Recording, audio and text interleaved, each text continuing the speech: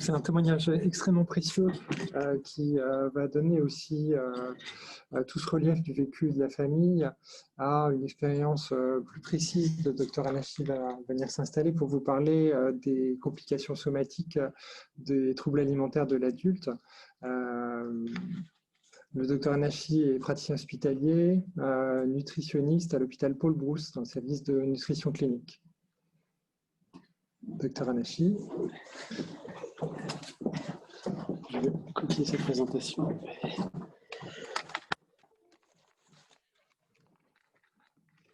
Vas-y, installe-toi.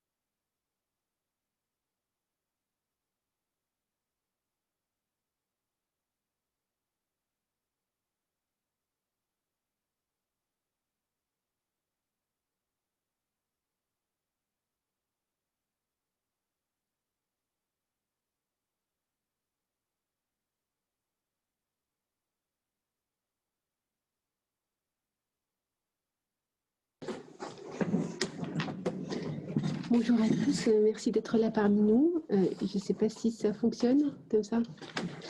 Alors, moi, je vais vous parler des urgences somatiques chez les patients adultes atteints de troubles des conduites alimentaires. Clique dessus. Ah, pardon. Tout d'abord, je rappelle que les troubles des conduites alimentaires, comme beaucoup d'entre vous doivent le savoir, sont un spectre très large qui ont pour point commun d'être des perturbations significatives et durables de la prise alimentaire, ayant comme retentissement un retentissement psychologique, social et somatique important. Donc, c'est un large spectre, comme je vous le disais, qui va de l'anorexie mentale à l'hyperphagie boulimique, et donc de la dénutrition, avec atteinte des organes vitaux et troubles digestifs, ostéoporose, etc., jusqu'à l'obésité et tout ce qu'elle comporte comme troubles métaboliques liés au surpoids et à l'obésité. Si on résume, les urgences liées aux troubles des conduites alimentaires peuvent être présentées comme en deux catégories différentes. Les troubles hydroélectrolytiques, dans lesquels on peut trouver l'hypokaliémie, l'hyponatrémie, l'hypomagnésémie, l'hypophosphorémie. Ce sont les plus importantes et celles qui engagent le pronostic vital. Et nous avons aussi les atteintes d'organes, notamment les organes vitaux, le cœur, le foie, le rein, mais aussi le tube digestif qui peuvent exceptionnellement, mais ça arrive, entraîner des urgences aussi qu'on verra plus tard. Donc, un petit rappel ici de la temporalité de la prise en charge à la fois somatique et psychiatrique des troubles alimentaires.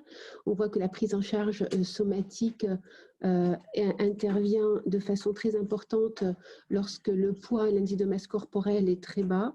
Donc, la place de la prise en charge somatique est très importante lorsque l'IMC est inférieur à 13, mais bien sûr avec une présence indispensable d'une transdisciplinarité et d'une intervention de nos collègues psychiatres. Et au fur et à mesure que la situation somatique s'améliore, l'intervention du médecin nutritionniste et somaticien sa place diminue pour laisser place justement à la prise en charge psychiatrique. Donc tout ça pour vous dire, si on se pose la question, quelle urgence somatique et à quel moment durant cette prise en charge, donc qui va de la dénutrition extrême jusqu'au poids normal, on aurait tendance à croire comme ça que les complications surviennent surtout lorsque l'indice de masse corporelle est très très bas.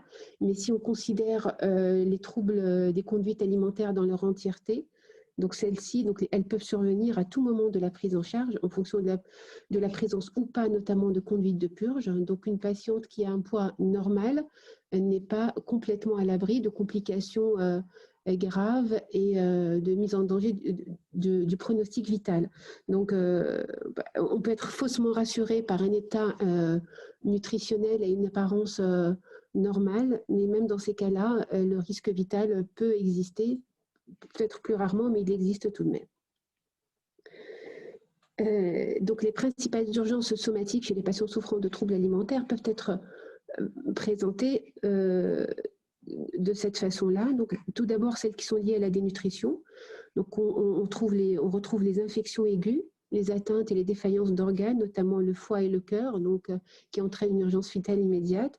Les urgences liées aux complications digestives, les carences en micronutriments qui peuvent parfois, dans certaines situations, engendrer des situations aiguës.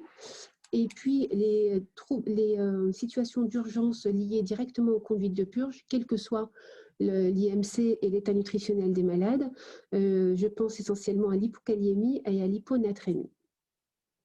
Quand on parle de troubles des conduites alimentaires, on n'oublie pas le surpoids et l'obésité aussi, avec toutes leurs complications. Mais dans ces cas-là, l'urgence métabolique est plus rare, sauf si elles sont associées à des conduites de purge.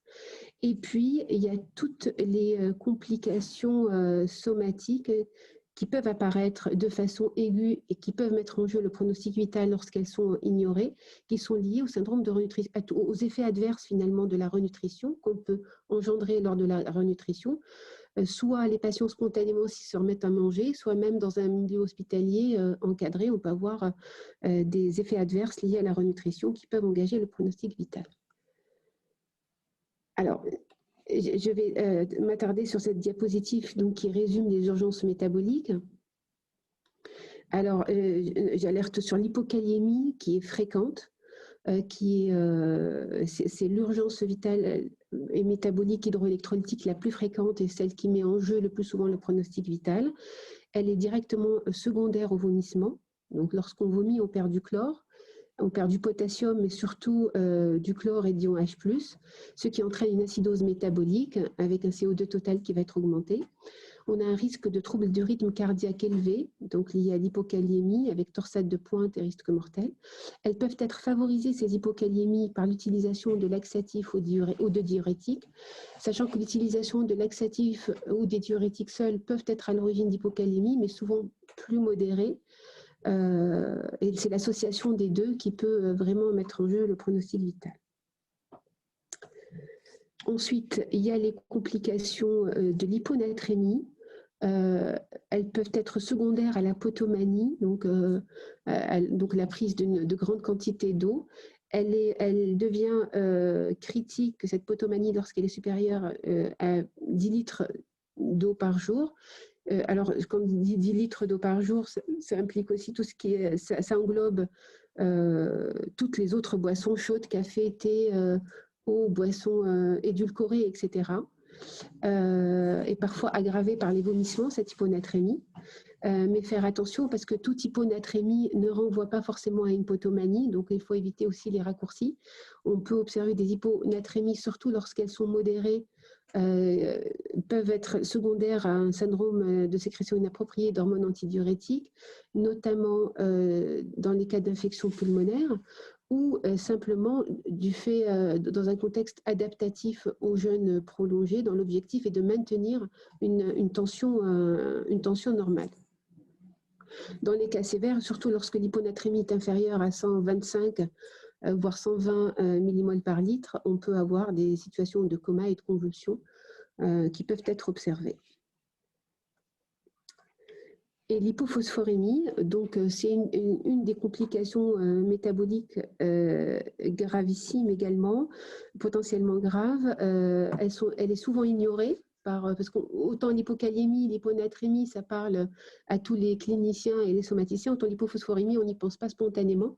Elle est présente, elle peut être latente pendant le jeûne, elle se démasque à la renutrition, donc les dosages sont souvent extracellulaires, alors que le phosphore est un électrolyte intracellulaire, donc les dosages sont faussement rassurants, et la hypophosphorémie s'aggrave à la renutrition. Et donc le phosphore, le message à passer, c'est que le phosphore et la phosphorémie doivent tout le temps être dosés chez les patients dénutris avant démarrage de la renutrition. Et puis, il y a les hypoglycémies qui sont liées à la dénutrition également. Elles peuvent être symptomatiques, spontanées et graves. Alors, j'ai mis ici, je ne sais pas si Renaud en a parlé, la fiche prise en charge des urgences dans le cadre des troubles des conduites alimentaires. Elle est accessible sur le site de l'HAS et je pense même sur le site du réseau TCA. Donc, elle résume toutes les complications. Si, je l'ai trouvée sur le site. Elle résume, je ne vais pas vous la lire ici, mais elle résume toutes les complications métaboliques et comment il faut les prendre en charge. Alors, si on s'intéresse aux atteintes d'organes, je ne vais pas vous faire un catalogue de toutes les complications d'organes. Je vais me concentrer surtout sur les organes vitaux, à savoir le foie, le foie et le cœur. Donc,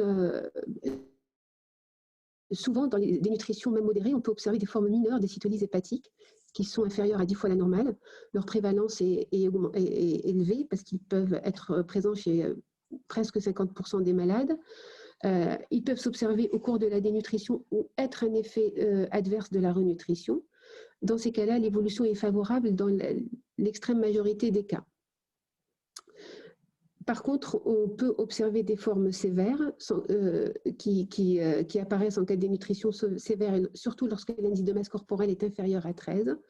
On peut avoir une cytolyse hépatique plus importante avec des azathées ou des alates entre 20 jusqu'à 100 fois la normale, et voire même beaucoup plus, avec une insuffisance hépatique, avec un TP et surtout un facteur 5 bas, des hypoglycémies sévères liées à la déplétion glycogénique. Et dans ces situations, la mortalité est quand même de 2%, ce qui peut paraître peu, mais pour des patientes qui sont jeunes et qui ne sont pas censées mourir à cet âge-là, paraît très important. Pour les complications cardiaques, ce qu'on a lorsqu'on a une dénutrition chronique et latente, comme certaines patientes qu'on prend en charge, on a une diminution de la masse musculaire cardiaque avec des paramètres structuraux échographiques qui vont être diminués, une bradycardie, un allongement du QT à l'ECG, avec un risque de trouble du rythme. Mais dans les phases avant la renutrition, il y a une adaptation physiologique à cette baisse de la masse cardiaque et en général, l'insuffisance cardiaque se manifeste ou se démasque au moment de la renutrition, lorsqu'on réhydrate et on renourrit les malades. Donc, on augmente la volémie et dans ces cas-là, on démasque les insuffisances cardiaques. Et c'est une complication qui apparaît surtout lorsque l'indice de masse corporelle est inférieur à 13. Alors, finalement, les troubles digestifs dans les troubles des conduites alimentaires ne représentent pas en soi une urgence. C'est plutôt des complications assez fréquentes qui atteignent jusqu'à 100% des malades. Ils peuvent être hauts gastro-œsophagiens ou bas intestinaux. Mais dans certaines situations, ces troubles digestifs peuvent entraîner des situations d'urgence, notamment je pense à la dysphagie, le réflexe gastro-œsophagien, c'est les patientes vomisseuses qui peuvent entraîner un syndrome de Mallory-Weiss avec des microfissures de l'œsophage, risque de médiastinite aiguë. C'est des complications qui sont rares, mais qu'on observe dans les cas de dénutrition sévère et qui peuvent être fatales si elles ne sont pas connues et prises en charge. On a un retard de vidange gastrique, notamment chez les patientes vomisseuses qui ont des troubles, des conduites de purge à type de vomissement après des crises de boulimie. Il y a des risques de rupture gastrique sur ingestion de quantités importantes d'aliments et on peut trouver des pancréatites par écrasement. C'est des complications aussi exceptionnelles, mais qui existent. Et si on s'intéresse à la constipation, qui est fréquente et qui atteint 60 à 100% de nos malades, on peut avoir des syndromes subocclusifs, on peut avoir même, qui peuvent évoluer vers des occlusions intestinales et surtout des complications infectieuses à type de translocation bactérienne. Les facteurs de risque de ces translocations bactériennes sont le mésusage de laxatifs et les dénutritions sévères. Donc, je vais passer aigu. Après, il me paraissait important d'alerter sur les infections aiguës qui peuvent être de tout type, urinaires, pulmonaires ou cutanées. Leur diagnostic est difficile, c'est pour ça qu'il faut y penser, car les infections sont peu bruyantes à leur début. L'évolution peut être brutale du coup, parce qu'au début au début de l'infection, contrairement à un patient immunocompétent et à poids normal, on peut avoir une absence de fièvre et une absence de syndrome inflammatoire biologique. Et finalement, on découvre et on fait le diagnostic au stade de sepsis où il faut transférer les patients en réanimation. Donc, on est extrêmement vigilant au moindre changement, un petit ralentissement psychomoteur, une élévation, ne serait-ce que, même si elle est très modérée, de la CRP, doit nous faire penser au début d'une infection aiguë. Donc, je vais passer sur les complications aiguës. Alors, après, les déficits en micronutriments, c'est-à-dire en vitamines et en oligo-éléments, sont également des complications fréquentes.